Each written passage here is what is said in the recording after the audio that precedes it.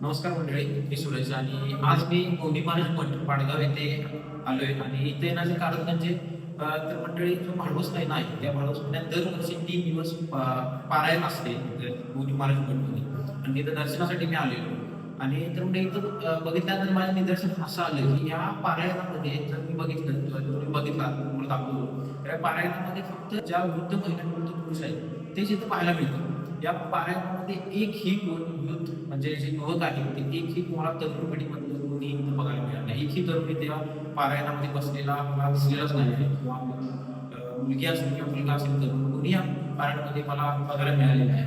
तर मंडळी याचं खूप वाईट वाटते की जर तरुण मंडळी जर येणार नसेल तर ते पारायण वगैरे लोक उद्या तरुण पिढी सुद्धा विचारतात पारायण म्हणजे नेमकं काय असते.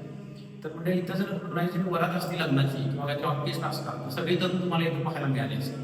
तर म्हणजे आपण एकच लक्षात येते की ही जी तरुण मंडळी आहे तिचा जो अध्यात्माकडचा जो कल आहे तो या कलियुगात खूपच म्हणजे कमी झालेला आहे, ते आमचीच झालेला आहे. त्यामुळे या विषयी मला खूपच वाईट वाटते. तर तुम्हाला याबद्दल काय वाटते हे कमेंट सेक्शनमध्ये नक्कीच सांगा. गायत्री मंत्राचा जप अखंड चालू तेव्हा राम नाम नव्हतं.